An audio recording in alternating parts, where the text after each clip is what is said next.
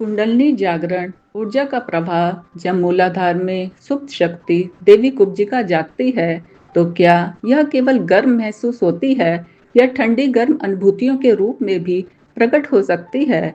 कुंडलिनी जागरण के संदर्भ में ऊर्जा का प्रवाह एक ऐसा विषय है जिसे अक्सर केवल कुछ सीमित अनुभूतियों जैसे गर्मी, कंपन या झंझनाहट तक सीमित कर दिया जाता है, जबकि वास्तविकता इससे कहीं अधिक व्यापक, सूक्ष्म और बहुआयामी है। जब योग शास्त्रों में कहा जाता है कि मूलाधार में सुप्त शक्ति, जिसे तांत्रिक परंपराओं में देवी कुब्जिका या कुंडलिनी कहा गया है, जागृत होती है, तो उसका तात्पर्य केवल किसी एक प्रकार की शारीरिक संवेदना से नहीं होता, बल्कि यह चेतना, प्राण और शरीर के समन्वित स्तरों पे होने वाली एक जटिल प्रक्रिया का संकेत है, जिसमें ऊर्जा का प्रवाह अलग अलग व्यक्तियों में अलग अलग प्रकार से अनुभव किया जा सकता है। सामान्य धारणा यह है कि कुंडलिनी जागरण के समय साधक को तीव्र गर्मी का अनुभव होता है, जैसे कोई अग्नि भीतर प्रज्वलित हो रही हो, और यह आंशिक रूप से सही भी है, क्योंकि इस शक्ति को कई ग्रंथों में योगाग्नि या जीवन अग्नि कहा गया है।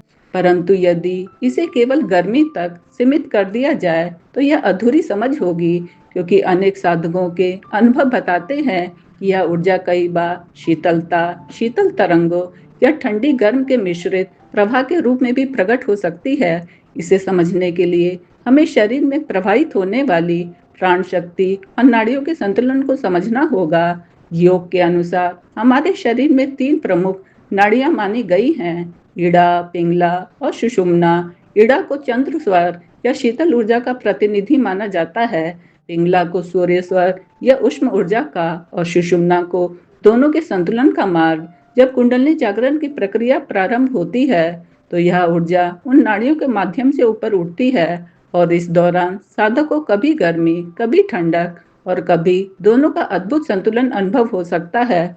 उदाहरण के लिए, यदि पिंगला नाड़ी अधिक सक्रिय हो तो शरीर में ऊष्मा, पसीना या जलन जैसी अनुभूति हो सकती है, जबकि इड़ा के प्रभाव में शीतलता, सुकून या ठंडी हवा के स्पर्श जैसा अनुभव हो सकता है। और जब दोनों का संतुलन स्थापित होता है तब एक ऐसी तटस्थ, सुखद और संतुलित ऊर्जा का अनुभव होता है जिसे शब्दों में पूरी तरह व्यक्त कर पाना कठिन है। या ना तो पूरी तरह से गर्म होती है और ना ही ठंडी, बल्कि एक प्रकार की जीवंत, स्पंदित चेतना का अनुभव होता है।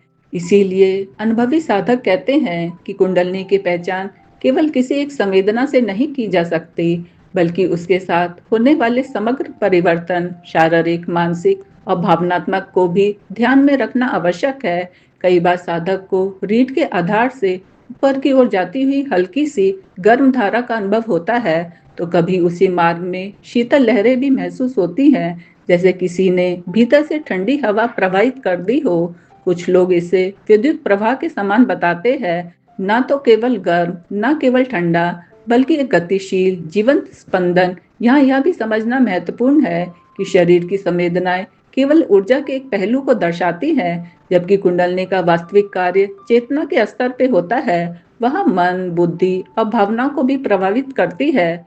उदाहरण के लिए, यदि ऊर्जा का प्रवाह संतुलित और शुद्ध हो रहा है तो साधक के भीतर शांति, प्रसन्नता, स्पष्टता और करुणा का अनुभव बढ़ने लगता है, जबकि असंतुलन की स्थिति में बेचैनी, अत्यधिक उत्तेजना या भ्रम भी उत्पन्न हो सकते हैं। इसलिए केवल गर्म या ठंडा महसूस होना ही कुंडलिनी जागरण का प्रमाण नहीं माना जा सकता, बल्कि यह देखना आवश्यक है कि उस अनुभव के साथ व्यक्ति के जीवन में क्या परिवर्तन हो रहे हैं। आधुनिक विज्ञान की दृष्टि से यदि इसे समझने का प्रयास करें तो यह कहा जा सकता है कि ये अनुभूतियां हमारे नर्वस सिस्टम, हार्मोनल बदलावों और मस्तिष्क की गतिविधियों से भी जुड़ी हो सकती है। जब ध्यान, प्राणायाम या गहरी एकाग्रता के दौरान शरीर की जैव विद्युत, बायो इलेक्ट्रिकल गतिविधियां बदलती हैं, तो व्यक्ति को तापमान में परिवर्तन, झंझनाहट या प्रवाह जैसी अनुभूतियां हो सकती हैं। परंतु विज्ञान अभी तक इस संपूर्ण प्रक्रिया को पूरी तरह समझ नहीं पाया है, क्योंकि इसमें चेतना का वह आयाम भी शामिल है जो केवल भौतिक मापदंडों से परे है। तांत्रिक और यौगिक परंपराएं इसलिए इस अनुभवों को केवल शारीरिक नहीं, बल्कि प्राण और चेतना के संयुक्त प्रभाव के रूप में देखती है।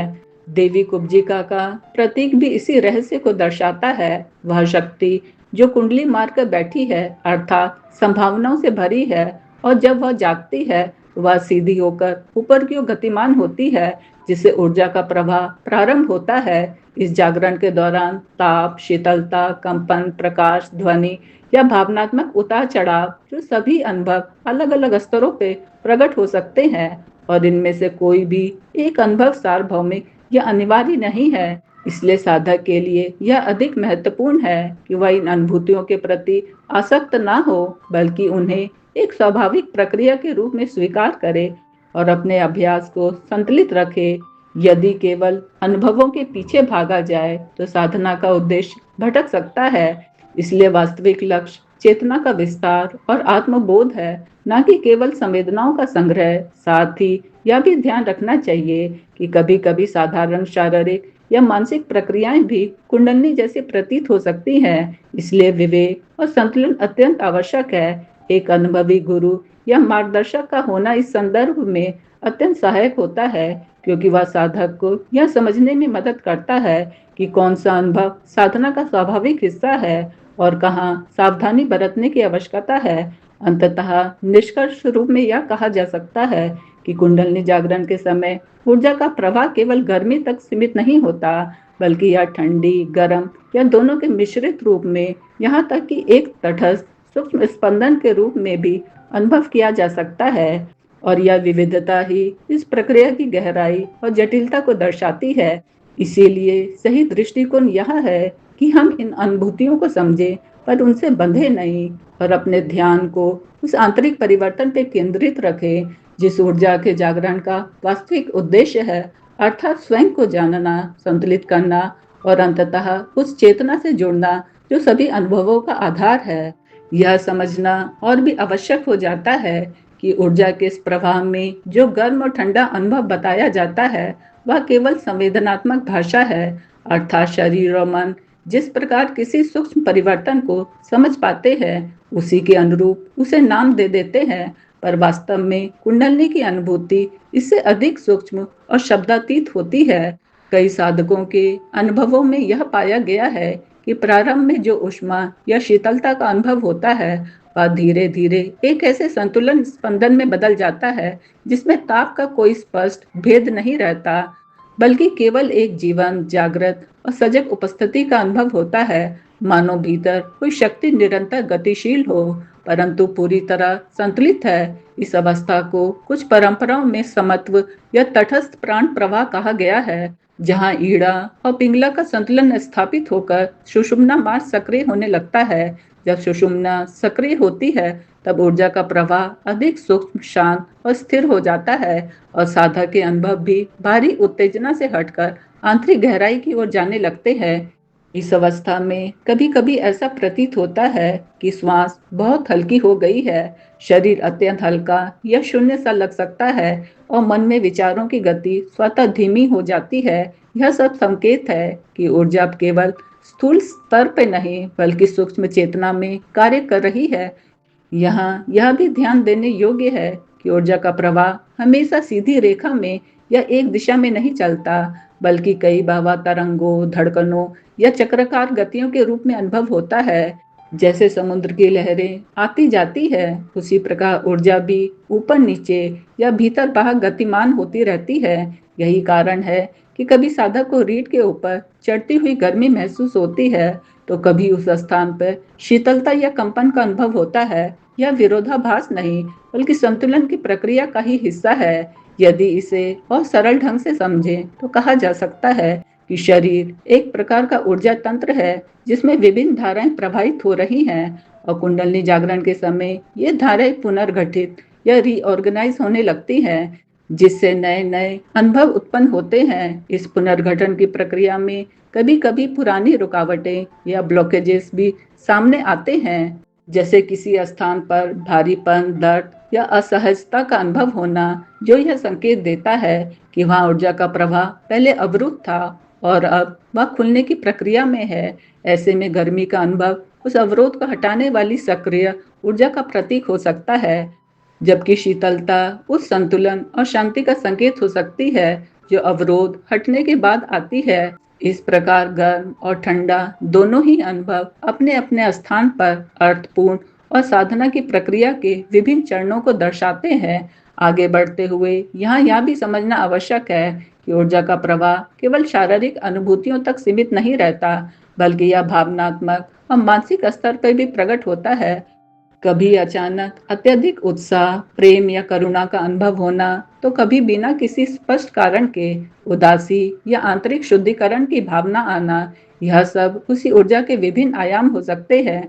जब कुंडलनी हृदय क्षेत्र या अनाहत चक्र से गुजरती है, तो साधक के भीतर प्रेम, संवेदनशीलता और जुड़ाव की भावना बढ़ जाती है, और यह अनुभव कई बार शीतल, कोमल और विस्तारपूर्ण होता है, जैसे कोई ठंडी सुखद लहर भीतर फैल रही हो। वहीं जब यह मणिपुर या आज्ञा जैसे केंद्रों को स्पर्श करती है, तो ऊर्जा अधिक तीव्र, केंद्रित और ऊर्जावान महसूस हो सकती है, जो कभी कभी गर्मी या तीक्ष्णता के रूप में प्रकट होती है।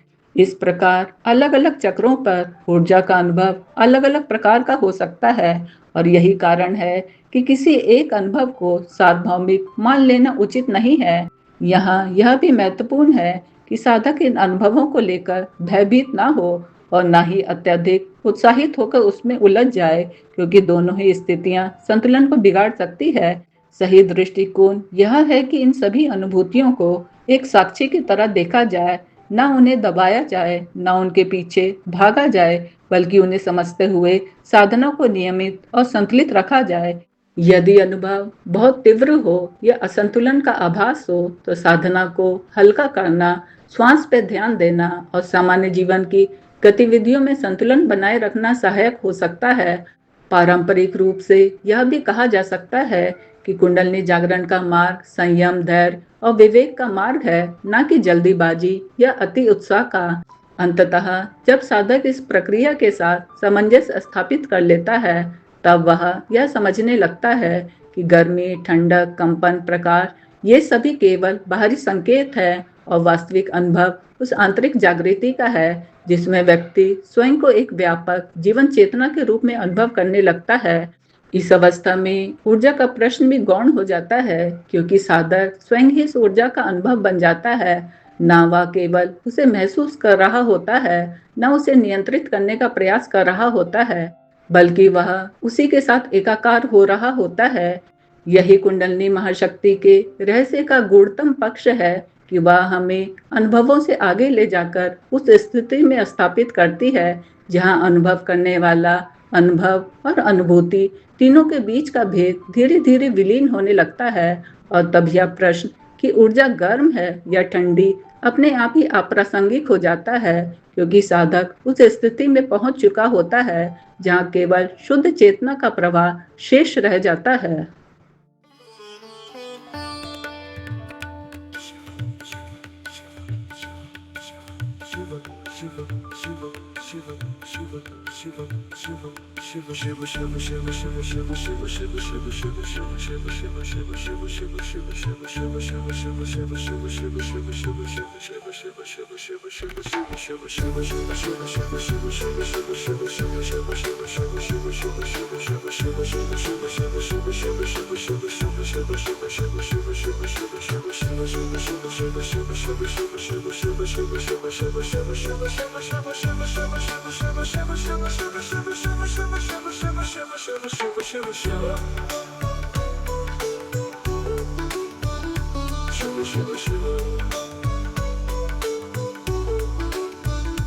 Shiva, Shiva, Shiva.